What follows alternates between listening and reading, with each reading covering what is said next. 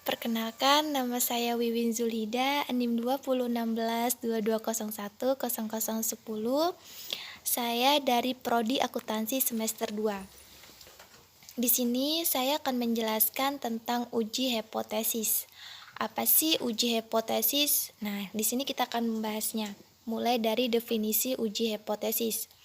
Berdasarkan Kamus Besar Bahasa Indonesia Daring, hipotesis adalah sesuatu yang dianggap benar untuk alasan atau pengutaraan pendapat, seperti teori, proposisi, dan sebagainya. Meskipun kebenarannya masih harus dibuktikan, dalam statistika, hipotesis adalah suatu pernyataan mengenai karakteristik dari satu atau lebih populasi, karena biasanya sangat sulit atau bahkan tidak mungkin untuk menggali informasi mengenai karakteristik populasi secara langsung.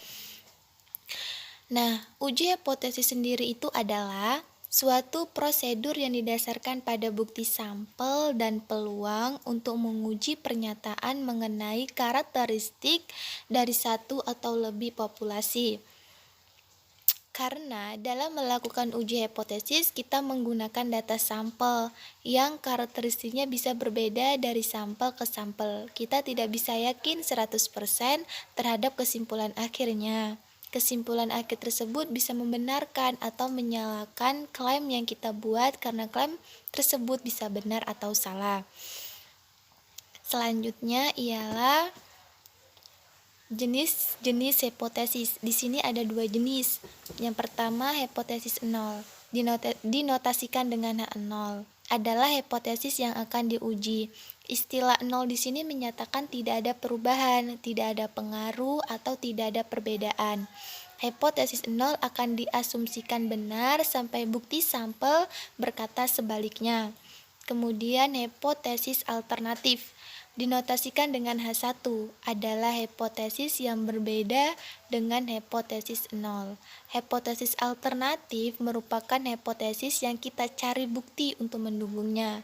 Nah, dua hipotesis ini mempunyai perbedaan. Perbedaannya diantaranya satu ialah jika hipotesis alternatif, jika kita ingin melakukannya, kita harus mencari bukti. Buktinya itu adalah untuk mendukungnya apa. Kemudian pengujian uji hipotesis. Langkah-langkah dalam membuat uji hipotesis. Di sini ada 5 langkah. Yang pertama, tentukan formulasi hipotesis nol dan hipotesis alternatif. Yang kedua, tentukan taraf nyata A atau disebut juga level of significance. Yang ketiga, tentukan nilai kritis atau nilai tabel dan statistik uji hipotesisnya. Keempat, hitung nilai statistik uji hipotesis. Yang kelima, pengambilan keputusan. Kemudian B. Pengambilan keputusan dalam uji hipotesis. Pengambilan keputusan dalam uji hipotesis dihadapi dengan dua kemungkinan kesalahan, yaitu kesalahan tipe 1. Kesalahan yang dipengaruhi apabila menolak hipotesis yang pada hakikatnya adalah benar. Probabilitas kesalahan tipe 1 ini biasanya disebut dengan alpha risk atau resiko alpha. Alpha risk dilambangkan dengan simbol A atau disebut dengan alpha. Kemudian kesalahan tipe 2. Kesalahan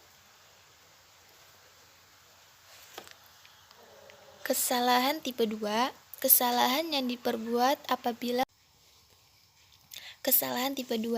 kesalahan yang diperbuat apabila menerima hipotesis yang pada hakikatnya adalah salah.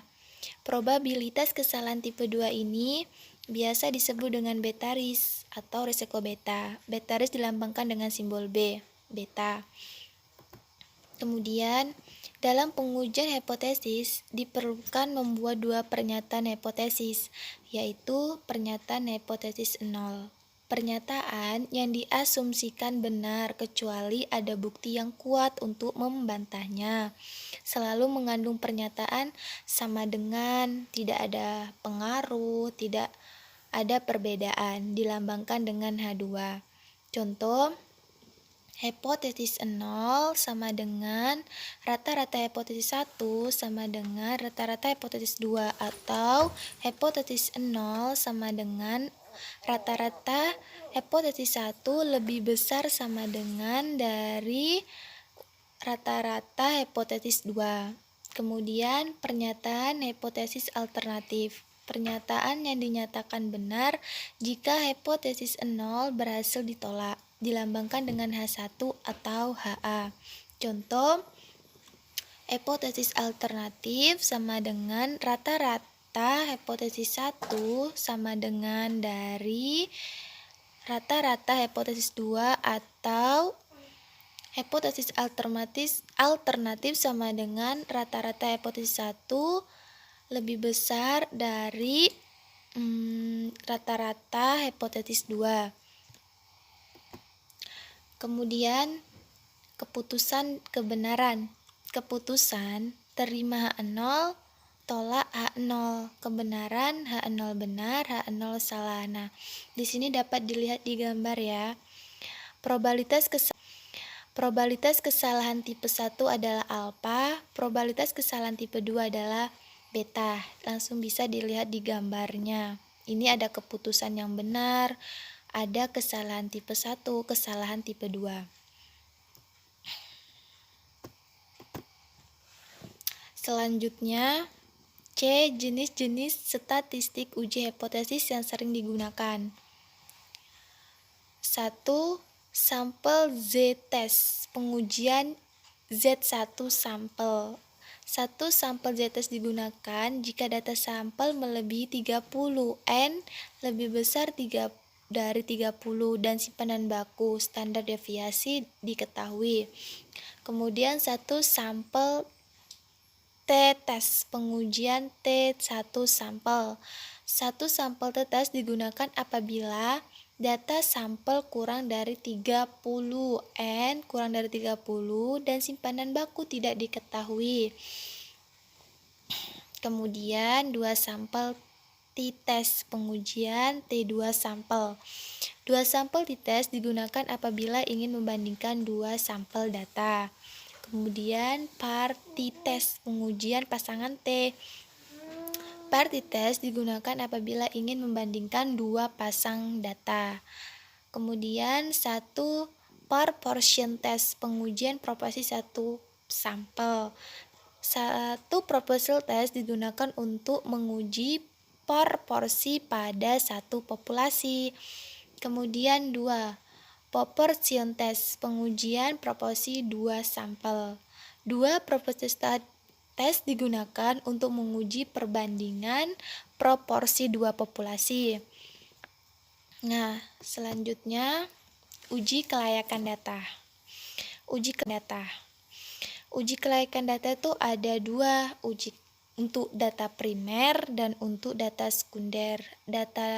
Untuk data sekunder itu ada bagiannya, ada uji asumsi klasik dibagi menjadi 4, yaitu uji normalitas, kemudian uji heterokedastisitas, kemudian yang C uji multikolinearitas, kemudian yang D uji autokorelisasi.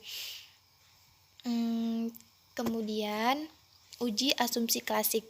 Apa sih uji asumsi klasik? Uji asumsi klasik adalah syarat yang harus dilakukan pada penelitian kuantitatif sebelum dilakukan uji hipotesis agar dapat penelitian yang akan diuji dapat diketahui apakah layak atau tidak.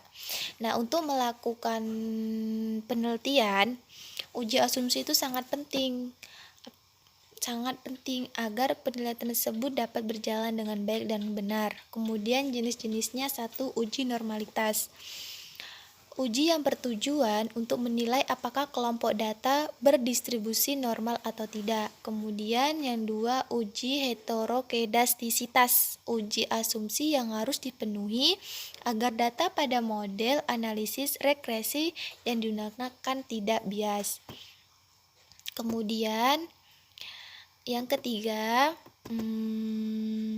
uji multikolinearitas, uji yang digunakan untuk mengetahui ada atau tidaknya hubungan linear korelasi atau hubungan kuat antara variabel independen. Kemudian uji autokorelasi. Uji untuk melihat apakah terjadi korelasi antara waktu periode T dengan periode sebelumnya. Sederhananya, tidak boleh ada korelasi antara observasi data dengan observasi sebelumnya. Nah, uji-uji ini sangat penting dan harus dilakukan dalam pengujian uji hipotesis. Mungkin hanya itu yang dapat saya jelaskan, kurang lebihnya saya mohon maaf. Sampai bertemu.